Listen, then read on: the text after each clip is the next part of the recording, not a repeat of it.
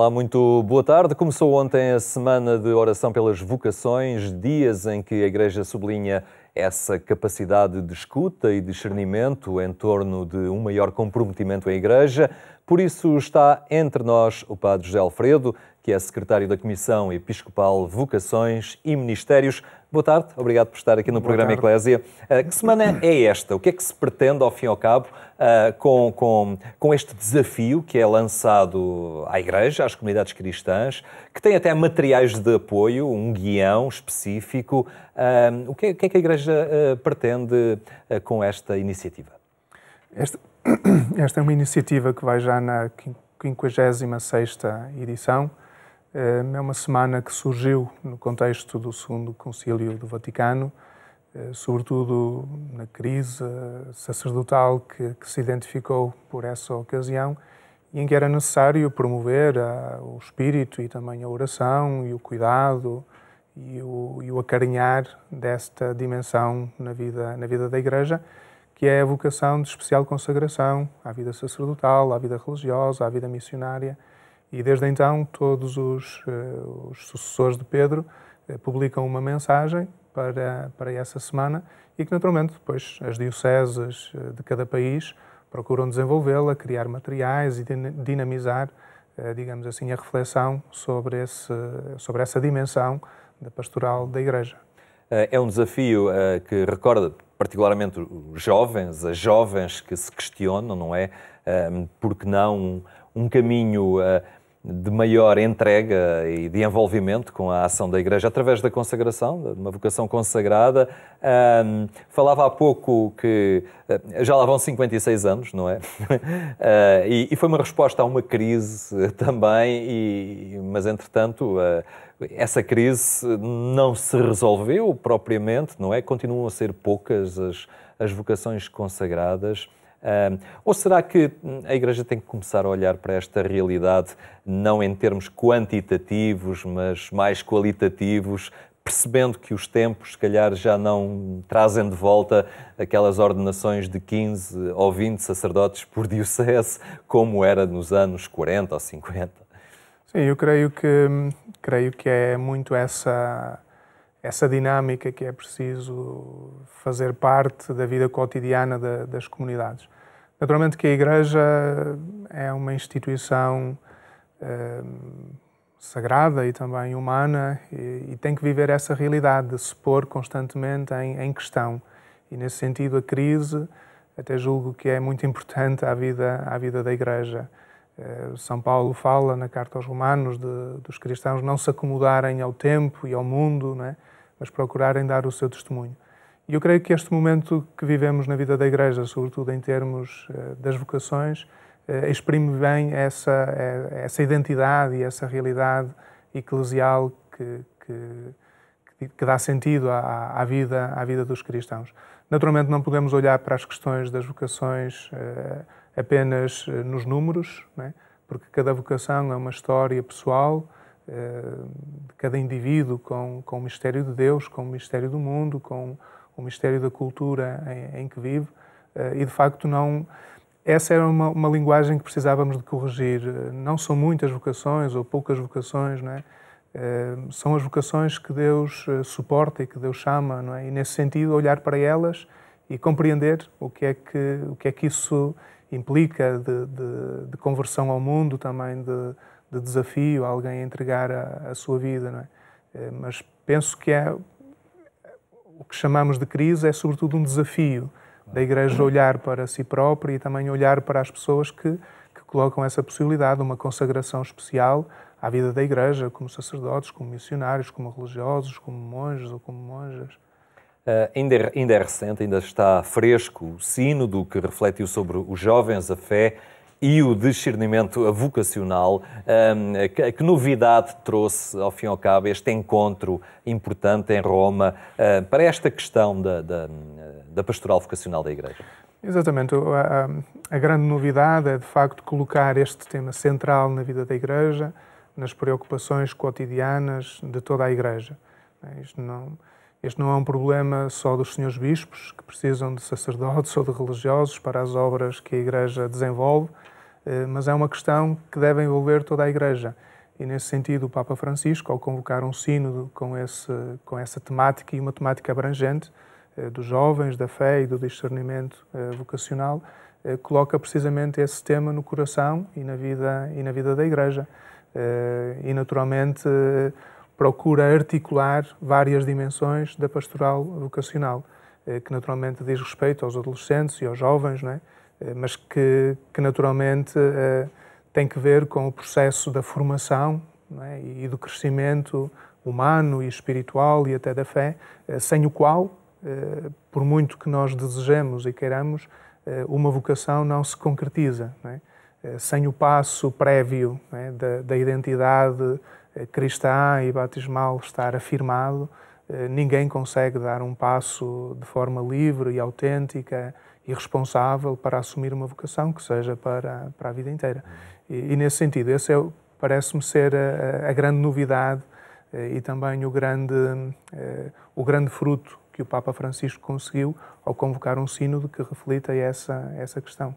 Não é um problema das pequenas comunidades, é um desafio de toda a Igreja. E o Papa, ao chamar a si essa responsabilidade, coloca-o exatamente no coração da vida da Igreja. E na sua mensagem para esta semana, o Papa apela precisamente à capacidade de arriscar, não é, dos jovens. Os jovens que são propensos a propostas radicais, a ações ousadas. O Papa apresenta-lhes o caminho vocacional como algo extremamente radical e ousado e, portanto, que eles não tenham medo de arriscar. Os jovens hoje estarão sensíveis a esta proposta da Igreja, a estes questionamentos que os levam a olhar uma entrega mais exclusiva a Deus? Sim, eu creio que a questão vocacional é colocada desde cedo nas nossas comunidades, não é? Desde que um adolescente ou um jovem, nos primeiros anos, não é, começa a despertar para o mundo e também para a vida da Igreja, em algum momento isso vem ao seu coração e à sua vontade. E por que não ser missionário, por que não ser sacerdote ou religioso? Portanto, há uma estrutura humana e antropológica, digamos assim, para alguém confiar a sua vida a uma missão, a um trabalho, não é? A uma comunidade. Claro que o grande desafio hoje, e que o Papa justamente lança para esta semana, é de que essa doação não seja num tempo, não seja provisória. E nós, como vivemos num tempo e numa cultura de muito do provisório, não é? O Papa aponta um pouquinho mais que é da oferta da vida ser para a vida toda, não é? E com todas as dimensões da nossa existência, não é? Nós não podemos entregar-nos a uma causa, ou uma pessoa, ou uma instituição, apenas 10% de nós, não é? E esse é que é o grande desafio da vocação cristã à vida consagrada. É confiar e entregar a vida toda e de uma forma completa, de uma forma inteira. Aliás, o Papa exprime isso muito bem na exortação pós-sinodal, Cristo vive, exatamente dizendo que quando se confia a vida a Jesus ou a Deus, na revelação cristã e bíblica, não se confia a uma pessoa estranha, a uma pessoa morta, não é? É alguém que vive e que nos faz viver. E, nesse sentido, esse desafio do arriscar tem a ver com isso. Ou seja, quando entregamos a nossa vida de uma forma plena e libertadora e total, essa vida não se perde, não é? Acrescenta dimensões à nossa existência humana e cristã e cultural, que se for vivida de uma forma muito provisória, não atingimos essa perfeição e essa maturidade.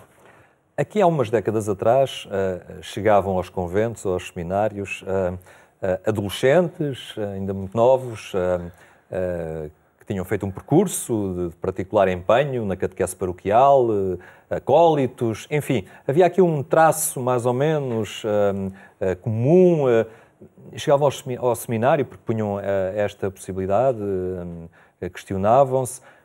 Hoje começam a chegar gestores, começam a chegar gente com formação superior, mais velha, e isto está a mudar um bocadinho o panorama nas casas de formação, no caso dos seminários, mas também nos conventos, nas vidas dos religiosos. Isto é um desafio à própria Igreja, mas é também uma riqueza, não é?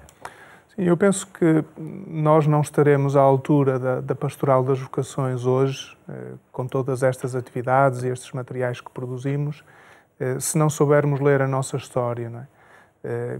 E compreender que congregações com uma história riquíssima e milenar entre nós hoje já não têm essa inserção tão evidente. Não podemos pensar nas vocações como uma espécie de reanimação dessas estruturas, ou desses mosteiros, ou desses conventos, ou mesmo dos seminários, não é? E eu penso que a pastoral das vocações também deve estar muito atenta a essa leitura da história e, efetivamente, descobrir isso como um dom e como uma riqueza, e que às vezes, não é, um jovem atira já para a idade adulta, ou colocando a questão vocacional quando jovem, resolve-a depois na idade adulta, já depois de um curso feito ou de ter iniciado uma vida profissional, mas acreditarmos que é o mesmo processo vocacional, não é? Porque uma coisa é quando a semente cai à terra, outra é quando produz o fruto. E às vezes na pastoral das vocações nós queremos semear hoje e colher amanhã. E precisamente casos como os que está a enunciar dizem-nos exatamente o contrário, que precisamos de semear, mas depois saber esperar o fruto, e que não acontece no tempo que nós desejamos ou impomos, não é? Porque, como dizia há bocadinho, a história de uma vocação é uma história muito pessoal, é de um encontro com a minha vontade, com as minhas expectativas, mas também com o que Deus me deu, com o que Deus espera de mim, com o que o mundo pretende da minha vida, e só quando há essa sintonia de todas essas dimensões é que a pessoa está livre e responsável para assumir um projeto de vida que seja de facto para toda a vida. Normalmente, e pelos testemunhos daqueles que um dia se decidiram pela vocação consagrada, é recorrente encontrarmos como justificação o padre que conheceram, a religiosa, alguém que os marcou. E isto é determinante para a pastoral vocacional. Testemunhas vivas, claras de Evangelho. Hoje em dia, cada sacerdote, cada religiosa sabe que é um agente muito especial de pastoral vocacional, não é? Pela vida que leva e pelo testemunho que dá. Sim, esse é o grande manancial, digamos assim, da pastoral vocacional. É o testemunho de pessoas que assumiram isso, que assumiram essa vida de especial consagração e que dão um testemunho livre e alegre e feliz e realizado, né? Porque não se trata de uma carreira em sentido, digamos assim, civil, que nós possamos falar. Trata-se da entrega da vida e como isso pode influenciar positivamente outras pessoas e acreditar que essa pessoa realizou todas as dimensões da sua vida, não é? Pode não ter o seu nome inscrito em algum prémio, não é? Mas não é por isso que fica, digamos assim, que fica estéril a sua vida e o seu ministério, porque influenciou alguém, não é? Tocou a vida dessa pessoa num conselho, numa forma de estar e num conhecimento que transmitiu. E, de facto, acredito eu, esse é o grande manancial da pastoral das vocações. E que, infelizmente, no nosso tempo, de facto, muitas pessoas às vezes apontam o contrário, não é? Um sacerdote com imenso trabalho, uma religiosa com o peso da idade, com incapacidade, que já não consegue, e esse testemunho pode não ser tão cativante. Como é que a Igreja vai reagindo ao facto de, e há pouco falávamos das pessoas já com alguma experiência de vida que vão chegando aos seminários ou às casas religiosas, de preservar algumas características que essas pessoas trazem? Não formatar, não é? Não tornar tudo a mesma cor, formatar agora numa nova linha, mas perceber que são pessoas que chegam com riquezas e aquisições até científicas. Até que ponto é que o ambiente seminário, o ambiente convento, de casas religiosas, vão também estimulando uma abertura permanente ao mundo, de diálogo, de aproveitamento e integração das características destas pessoas novas que vão chegando? Eu penso que a grande riqueza que essas pessoas levam para as casas para onde vão não é tanto a sua competência técnica, não é? Um enfermeiro, um médico, um professor de música, um advogado, um engenheiro, portanto, eu creio que não é essa competência técnica que vai acrescentar a essa instituição ou à vida da Igreja. Eu creio que o grande acrescento que essas pessoas levam é a qualidade da relação humana, não é? E a capacidade, muitas vezes, até de fazer coisas mais humildes, não é? Porque, obviamente, e até as próprias pessoas, ou seja, se deixaram uma carreira profissional, não é para ir repetir num seminário, num convento ou numa instituição religiosa, digamos assim, né? Mas creio que é a qualidade da relação humana e também da experiência enquanto pessoa que faz crescer os outros membros da comunidade. E, naturalmente, se tecnicamente aquilo que lhes faziam lhes é pedido, desempenham, mas não como um exercício profissional numa segunda, digamos assim, num prolongamento. É a qualidade da humanidade que as pessoas depois transportam em si que faz crescer também essa comunidade, que naturalmente os anos, o conhecimento do mundo, uma visão da realidade mais universal transporta para essas comunidades.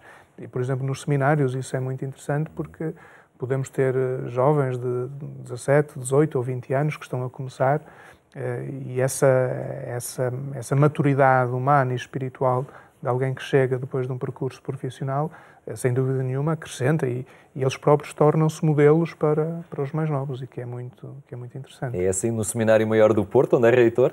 Sim, nós temos tido, por graça de Deus, várias pessoas que vêm do mundo profissional e, de facto, acrescentam essa qualidade à vida comunitária, que de outro modo seria mais difícil, não é?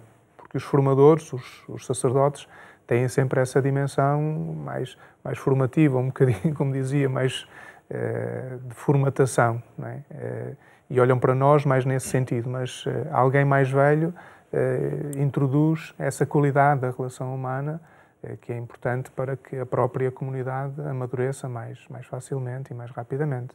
Um desafio neste processo também cabe às comunidades cristãs e de forma muito especial também às famílias, não é? Porque começa logo aí, desde logo. A família também, quando percebe que um dos seus membros quer dar este passo, tem que criar um ambiente favorável. E tantas vezes é o contrário. Muitas vezes é uma desilusão, é algo que não se estava à espera, que vem alterar grandes planos que se tinha. Então, quando já tem um curso superior, não é? Isto gera um abalo interno em muitas famílias e elas estão numa primeira linha nesta questão também. Eu penso que esse é um tema que merecia ser estudado exatamente a partir de casos concretos, porque muitas vezes o que é dito em termos da pastoral das vocações, que as famílias mais curtas, digamos assim, não é, com um filho ou com 2 filhos, que não são capazes de gerar alguém para uma vocação sacerdotal ou religiosa, isso é errado. Por experiência, no Seminário Maior do Porto, nós temos tido vários casos de pessoas que se ordenam sacerdotes e são filhos únicos, não é? Quase 50% dos alunos que temos são filhos únicos, mas que chegam a esse estado. Portanto, e esse era um estudo que merecia a pena ser trabalhado e estudado. E até porque há casos em que a família, digamos assim, de facto, como dizia, tem expectativas sobre o filho de uma carreira profissional ou académica ou outra, e quando o filho, digamos assim, assume uma vocação ao seminário, à vida consagrada, isso pode ser um pequenino terremoto na família ou, não raras vezes, até não receber aquele apoio que uma família tradicionalmente católica poderia dar. Mas não é por isso que a pessoa deixa de forma livre e consciente e também obediente à sua consciência de dar esse passo. Claro, não o faz contra a família, não há uma ruptura, mas há essa decisão muito firme e muito pessoal. Mas esse era um tema muito interessante a estudar, digamos assim, a organização das nossas famílias, até o grau de participação na comunidade e como às vezes preconceitos que nós temos não se verificam na realidade. Como esse que dizia que as famílias com um filho só não dão ninguém para a vida da Igreja e para a missão da Igreja. Isso é errado. Seria humanamente mais compreensível, não é? Mas não acontece. Sim, na prática não. Temos casos em que desmentem esse preconceito que muitas vezes se ouve. Não é? E a realidade de seminários é hoje já muito diferente daquela que ainda persiste em muitas formas preconceituosas de ver as coisas, em muitas mentalidades que ainda vigoram em muita gente. Sim, em Portugal apresentamos no início do ano os números dos alunos que são acompanhados pelas estruturas dos seminários diocesanos, quer o seminário menor, quer o seminário maior, quer o seminário Redemptoris Mater, né? E estamos a falar, ou até as estruturas de pré-seminário, e estamos a falar neste momento de cerca de 600 alunos que os seminários em Portugal, digamos assim, com quem trabalham diretamente, né? Ou nas casas de formação a tempo inteiro, quando os alunos já estudam teologia, ou então naquelas estruturas prévias ao seminário maior. E que no nosso contexto é um número significativo, né? E que importa naturalmente valorizar cada momento deste percurso vocacional e lembrar só que nós apresentamos os números dos seminários diocesanos, não é? Estamos a procurar trabalhar também os números dos seminários dos religiosos e das congregações, portanto, e isso dará um número muito interessante. E eu penso que é esse aspecto positivo que importa nós sublinharmos. Exato. Porque, naturalmente, quando falamos de seminário hoje, não falamos do seminário pós-Concílio de Trento, não é? Em que foram necessários construir grandes seminários para albergar 200 ou 300 ou 400 alunos. Mas falamos da realidade do seminário, adaptada ao nosso tempo, ao nosso contexto, também às exigências formativas que hoje são necessárias e tudo isso. Mas os números são interessantes e devemos tê-los e devemos obtê-los, mas se eles corresponderem também a uma história, a uma identidade, a uma pessoa concreta, a um caminho que se vai fazendo. Muito bem, Padre José Alfredo, muito obrigado por nos ter trazido hoje aqui estas linhas de força também que se prendem com esta semana de oração pelas vocações. Se ainda tiver um minutinho, eu gostava só de acrescentar muito rapidamente. No início do ano, eu também, a partir da Comissão Episcopal, participamos nas jornadas de atualização do clero das dioceses de Sul. E lá apresentamos quatro linhas de força, digamos assim, para os desafios da pastoral vocacional. E, em primeiro lugar, é importante coordenar todo o trabalho da pastoral das vocações que se faz em Portugal, seja dos religiosos, seja das dioceses, e este sentido que às vezes temos de confiar às dioceses, a cada diocese do país, a organização dos materiais também tem esse sentido. Uma certa coordenação, claro, que é importante. Depois, conhecer também bem a cultura juvenil atual, sem a qual, sem esse conhecimento, não podemos propor uma vocação que vai ao encontro da expectativa das pessoas. De facto, depois, a formação sacerdotal e a vida religiosa que tenha uma sequência lógica e que seja articulada toda ela. E, finalmente, parece-nos também que, em ordem à pastoral das vocações, é muito necessário e é muito importante cuidar e preservar as vocações que já existem. Isso sim, aí poderíamos falar nessa dimensão da crise que alguns sacerdotes, que alguns religiosos efetivamente passam e que depois, de facto, impede esse testemunho alegre, feliz e realizado. E isso também é importante. Muito bem, ficamos com estas 4 linhas de força. Muito obrigado pelo seu contributo, pela sua presença aqui entre nós. Mais logo lembro que podem ainda acompanhar a edição rádio do programa Eclésia, quando forem 22h45, na Antena 1. Tenha então uma muito boa tarde e até amanhã, se Deus quiser.